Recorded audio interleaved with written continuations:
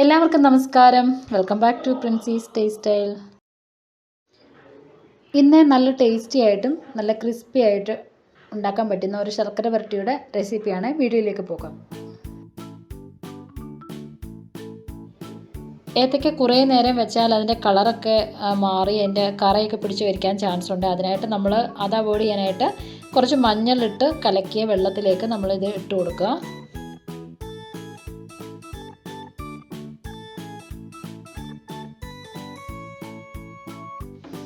ഏത്തയ്ക്ക നന്നായി ക്ലീൻ ചെയ്ത് തൊലിയൊക്കെ കളഞ്ഞ് മഞ്ഞൾപ്പൊടിയിൽ ഇട്ട് കറയൊക്കെ കളഞ്ഞ ശേഷം സ്ട്രെയിൻ ചെയ്ത് എടുത്ത് നന്നായി തുടച്ചെടുത്ത് വെക്കണം.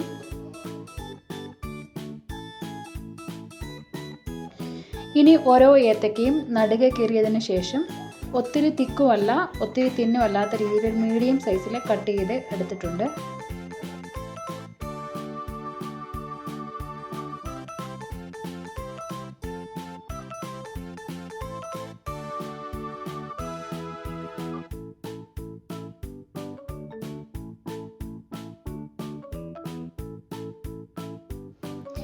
ഇനി ഓയിൽ ചൂടാക്കാം. ഏത്തയ്ക്ക നല്ല ചൂടായ എണ്ണയിലേക്ക് ഇട്ട് കൊടുക്കാം. ഇട്ട ഉടനെ ഇളക്കേണ്ട. 1 മിനിറ്റ് കഴിഞ്ഞതിന് ശേഷം നമുക്കിത് മിക്സ് ചെയ്ത് കൊടുത്താൽ മതി. അതിനുശേഷം നമുക്ക് നന്നായിട്ട് ഇളക്കാം. അതോടൊപ്പം ഫ്ലെയിം നല്ല കുറച്ച് വയ്ക്കുക. ഫ്ലെയിം കുറഞ്ഞ് കുക്ക് ചെയ്യുമ്പോഴാണ് ഏത്തയ്ക്ക നന്നായിട്ട് ഫ്രൈ ചെയ്ത് കിട്ടുന്നത്. നല്ലൊരു ക്രിസ്പി ടെക്സ്ചർ കിട്ടാൻ വേണ്ടിയിട്ടാണ് നമ്മളിങ്ങനെ ചെയ്യുന്നത്. അപ്പോൾ ഇത് മീഡിയം ഫ്ലെയിമിൽ നന്നായിട്ട് ഫ്രൈ ചെയ്തെടുക്കണം. നന്നായിട്ട് കടിച്ചാൽ ഇങ്ങനെ കടി കൊള്ളുന്ന രീതിയിൽ ഫ്രൈ ചെയ്തെടുക്കണം. കളറൊക്കെ ഒന്ന് ചേഞ്ചായി വന്നാൽ ഒരു കടിച്ചാൽ മുറിയുന്ന ഒരു പാകത്തിന് വേണം ഇത് എണ്ണയിൽ നിന്ന് വറുത്ത് കോരി മാറ്റാനായിട്ട്. ഇതുപോലെ എല്ലാം നമുക്ക് ഫ്രൈ ചെയ്തെടുത്ത് മാറ്റാം. അടുത്തതായി ശർക്കര ഒന്ന് ഉരുക്കിയെടുക്കണം. അതിനായിട്ട് 1 കപ്പ് ശർക്കര കുറച്ച് വെള്ളം ഒഴിച്ച് ഒന്ന് മെൽറ്റാക്കി എടുക്കാം. മെൽറ്റായ ശേഷം ഞാൻ ഫ്ലെയിം ഒന്ന് ഓഫ് ചെയ്തിട്ട് ഇതൊന്ന് അരിച്ചെടുക്കുന്നുണ്ട്. ഇനി അരിച്ചെടുത്ത ശർക്കര സെയിം പാനിലേക്ക് തന്നെ ഒഴിച്ചു കൊടുത്ത് ഇതൊന്ന് നമുക്ക് ഒരു നൂൽ പരുവമാക്കി എടുക്കണം. ഒരു നൂൽ പരുവമായി കഴിഞ്ഞാൽ ഒരു 2-3 മിനിറ്റ് കൂടി കുക്ക് ചെയ്ത് നമുക്ക് സ്പൈസസ് ഒക്കെ ഇട്ട് കൊടുക്കാം. ജീരകം 3/4 ടീസ്പൂൺ, ചുക്കുപൊടി ഒരു 1.5 ടീസ്പൂൺ വരെ ഇട്ട് കൊടുക്കാം. നന്നായി മിക്സ് ചെയ്ത് കൊടുക്കാം.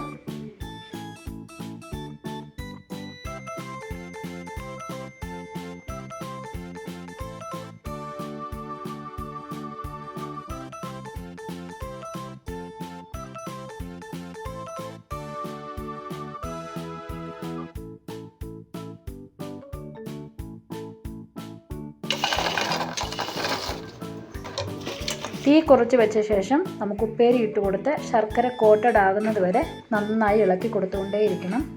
ചൂടാറുമ്പോൾ ഇത് സെപ്പറേറ്റ് ആയിട്ട് വരും.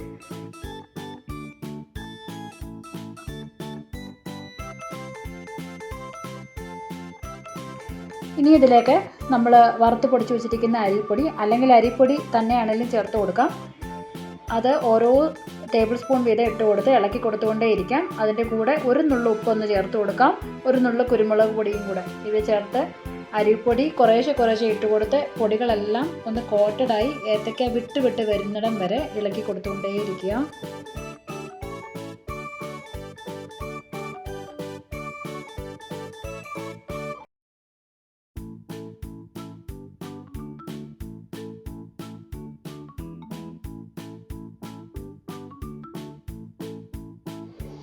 ഇപ്പോൾ ദാ നമ്മുടെ നല്ല ക്രിസ്പി ആയിട്ടും ടേസ്റ്റി ആയിട്ടുള്ള ശർക്കര വരട്ടി റെഡി ആയിട്ടുണ്ട്. ഈ റെസിപ്പി നിങ്ങളെല്ലാവരും ട്രൈ ചെയ്ത് നോക്കുക.